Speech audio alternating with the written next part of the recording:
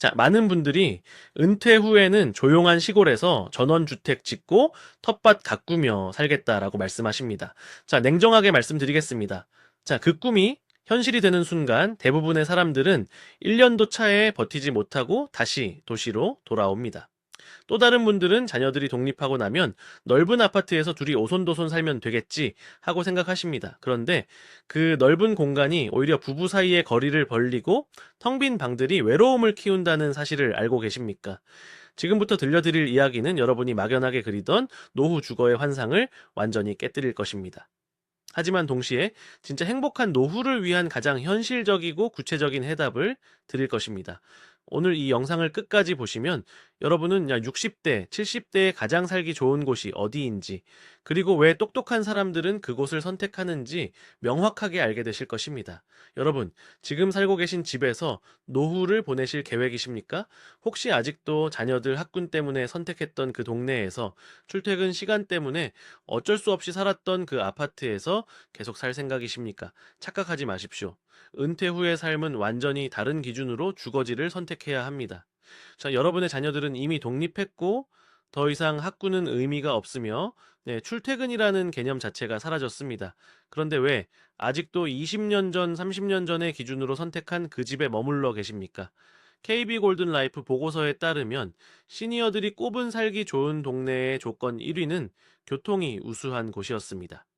2위는 공원 등 자연 환경이 잘 조성된 곳, 3위는 의료시설이 잘 갖춰진 곳, 4위는 마트 등 쇼핑시설이 가까운 곳, 5위는 운동시설이 잘 마련된 곳이었습니다.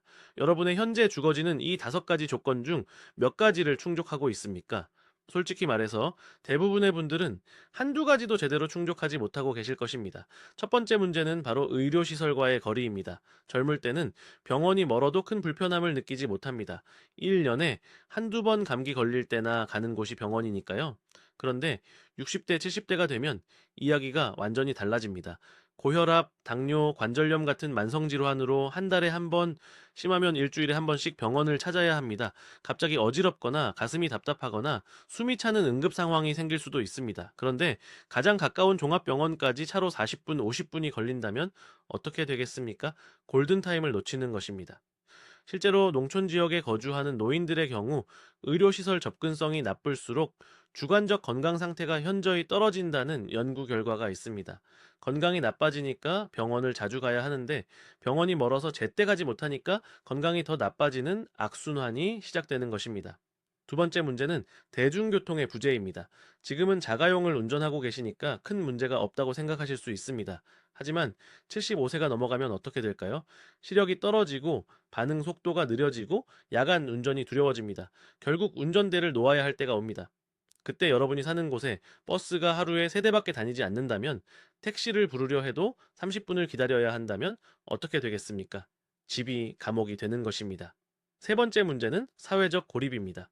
전원주택의 로망을 품고 시골로 내려가신 분들 중 상당수가 1년 만에 다시 도시로 돌아오는 이유가 바로 이것입니다. 처음 한두 달은 좋습니다. 새소리에 눈 뜨고 별을 보며 잠들고 텃밭에서 채소를 키우는 삶이 행복하게 느껴집니다. 그런데 시간이 지나면 외로움이 밀려옵니다. 말 걸 사람이 없고 함께 차 한잔 나눌 이웃이 없고 급할 때 도움을 청할 사람이 없습니다. 인간은 사회적 동물입니다. 아무리 조용한 환경을 좋아한다 해도 완전한 고립 속에서는 행복할 수 없습니다. 왜 이런 문제가 발생하는 것일까요? 현실을 직시합시다. 대부분의 사람들이 노후 주거지를 선택할 때 가장 큰 실수를 저지르기 때문입니다. 바로 현재의 기준으로 미래를 판단하는 것입니다. 지금 건강하니까 앞으로도 건강할 것이라고 생각합니다. 지금 운전할 수 있으니까 앞으로도 운전할 수 있을 것이라고 믿습니다. 지금 활동적이니까 앞으로도 활동적일 것이라고 착각합니다. 여러분의 뇌는 기본적으로 변화를 싫어하도록 설계되어 있습니다. 심리학에서는 이것을 현상 유지 편향이라고 부릅니다. 지금 상태가 앞으로도 계속될 것이라고 믿고 싶어 하는 본능적인 성향입니다. 하지만 노화는 누구에게나 찾아옵니다. 100명 중 100명이 예외 없이 늙어갑니다. 60대에 건강하던 분도 70대 중반이 되면 몸 어딘가에 문제가 생기기 시작합니다. 80대가 되면 혼자 힘으로 일상생활을 영위하기 어려워지는 분들이 크게 늘어납니다. 통계청 자료에 따르면 65세 이상 고령 가구의 자산 중 80%가 부동산입니다. 평균 4억 원이 넘는 돈이 집에 묶여 있는 것입니다. 그런데 그 집이 이 노후 생활에 적합하지 않다면 매달 들어오는 현금은 국민연금뿐인데 병원비와 생활비는 계속 나가야 한다면 어떻게 되겠습니까? 부자인데 가난하게 사는 역설적인 상황이 벌어지는 것입니다. 이것이 바로 주거 빈곤의 함정입니다. 집은 있지만 제대로 된 삶을 살 수 없는 상태, 돈은 있지만 쓸 수 없는 상태, 건강을 지키고 싶지만 환경이 허락하지 않는 상태 말입니다. 마치 금고에 돈을 잔뜩 넣어두고 열쇠를 잃어버린 것과 똑같습니다. 분명히 부자인데 막상 필요할 때 그 돈을 꺼내 쓸 수가 없는 것입니다. 그렇다면 해결책은 무엇일까요? 냉정하게 말씀드리겠습니다. 노후에 가장 살기 좋은 곳 1위는 전원주택도 아니고 고급 실버타운도 아니며 서울 강남의 비싼 아파트도 아닙니다. 바로 대도시 근교의 중소도시입니다. 왜 중소도시입니까? 첫째, 대도시의 편리함과 전원 생활의 여유로움을 동시에 누릴 수 있기 때문입니다. 도시 기능은 유지하면서도 자연과의 거리는 가깝습니다. 복잡함은 덜어내면서도 편의성은 확보할 수 있습니다. 10분만 걸어가면 산책로가 있고 20분만 차를 타면 종합병원이 있습니다. 마트, 은행, 관공서가 모두 생활권 내에 있어서 일상생활에 전혀 불편함이 없습니다. 둘째, 경제적으로 훨씬 합리적입니다. 수도권 아파트 전세 자금으로 마당 있는 주택을 구매할 수 있습니다. 같은 돈으로 2배 넓은 공간에서 살 수 있습니다. 관리비와 공과금도 대폭 절약됩니다. 식료품과 일용품 물가도 저렴합니다. 국민연금만으로도 기본 생활이 가능한 수준입니다. 절약한 돈으로 여행을 다니거나 취미 활동을 즐기거나 손주들에게 용돈을 줄 여유가 생깁니다. 셋째, 의료 서비스 이용이 편리합니다. 예약 없이도 당일 진료가 가능한 경우가 많고 병원에서 긴 대기 시간 없이 신속하게 진료를 받을 수 있습니다. 담당 의사와 지속적인 진료 관계를 맺을 수 있어서 여러분의 병력과 특성을 잘 아는 주치의 시스템이 자연스럽게 형성됩니다. 응급 상황이 발생해도 대도시 대형 병원까지의 거리가 1시간 내외라서 골든타임을 확보할 수 있습니다. 구체적으로 어떤 도시들이 노후에 살기 좋은 곳으로 꼽히는지 말씀드리겠습니다. 전주는 한국 전통문화의 중심지로서 전국 최고 수준의 음식 문화를 자랑하며 전북대학교 병원 등 안정적인 의료 인프라를 갖추고 있습니다. 한옥마을의 고즈넉한 분위기 속에서 문화적으로 풍요로운 노후를 보낼 수 있습니다. 강릉은 동해바다의 수려한 자연경관과 KTX 연결로 서울 접근성이 우수하며 강릉 아산병원이 있어 의료시설도 양호합니다. 매일 아침 해변을 산책하고 안목해변 커피거리에서 커피 한 잔의 여유를 즐기는 삶이 가능합니다. 순천은 대한민국 제1호 생태수도로서 순천만국가 정원과 습지의 압도적인 자연 환경을 자랑합니다. 깨끗한 공기와 평온한 도시 분위기 속에서 건강하게 나이 들어갈 수 있습니다. 춘천은 의암호와 북한강의 아름다운 호반 도시로서 ITX 청춘으로 서울 접근성이 양호하고 국립강원대학교 병원이 있어 의료 인프라가 안정적입니다. 원주는 사통팔달 교통의 요지로 전국 어디든 이동이 편리하며 혁신도시 조성으로 깔끔하고 현대적인 인프라를 갖추고 있습니다.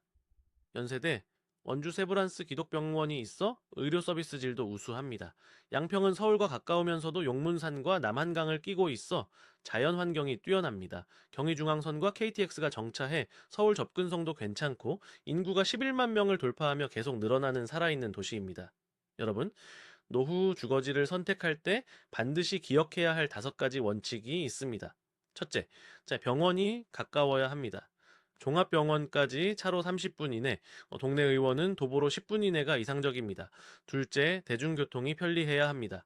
운전을 못하게 되었을 때를 대비해서 버스나 지하철로 필요한 곳에 갈 수 있어야 합니다.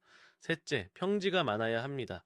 오르막과 내리막이 심한 지형은 나이 들수록 이동이 힘들어집니다. 걸어서 장을 보고, 걸어서 병원을 가고, 걸어서 공원을 산책할 수 있는 평탄한 지역이 좋습니다. 넷째, 적당한 크기의 집이어야 합니다. 너무 넓으면 관리가 힘들고 외로움이 커집니다. 부부 기준으로 25평에서 34평 정도가 적당합니다. 혼자 사신다면 20평 내외면 충분합니다. 다섯째, 이웃이 있어야 합니다. 완전히 고립된 것보다는 비슷한 연령대의 이웃들이 있어서 서로 안부를 묻고 필요할 때 도움을 주고받을 수 있는 환경이 좋습니다. 자, 이제 선택은 여러분의 몫입니다. 2갈래 길이 있습니다. 첫 번째 길은 지금 살고 있는 곳에서 아무것도 바꾸지 않고 그대로 머무는 것입니다. 익숙하고 편합니다. 당장은 불편함이 없습니다. 하지만 5년 후, 10년 후를 생각해 보십시오. 건강이 나빠졌을 때, 운전을 못하게 되었을 때, 배우자 없이 혼자 남게 되었을 때, 과연 그곳에서 행복하게 살 수 있겠습니까? 두 번째 길은 지금부터 준비하는 것입니다. 노후에 살기 좋은 도시들을 직접 방문해 보십시오. 최소 1개월 이상 시범 거주를 해보십시오. 실제 거주자의 관점에서 그 지역의 장단점을 파악하십시오. 그리고 여러분의 라이프 스타일과 가치관에 맞는 곳을 신중하게 선택하십시오. 장담컨대 미리 준비한 사람과 그렇지 않은 사람의 노후는 하늘과 땅 차이입니다. 같은 나이, 같은 재산을 가졌어도 어디서 어떻게 사느냐에 따라 삶의 질이 완전히 달라집니다. 움직이십시오. 지금 당장. 오늘 저녁. 여러분이 살고 싶은 도시 한 곳을 정하고 그곳의 부동산 시세와 생활 환경을 검색해 보십시오. 그것이 행복한 노후를 향한 첫걸음입니다. 지금 이 순간 여러분이 내리는 작은 결정이 앞으로 20년, 30년의 삶을 결정짓습니다. 선택하십시오. 그리고 행동하십시오.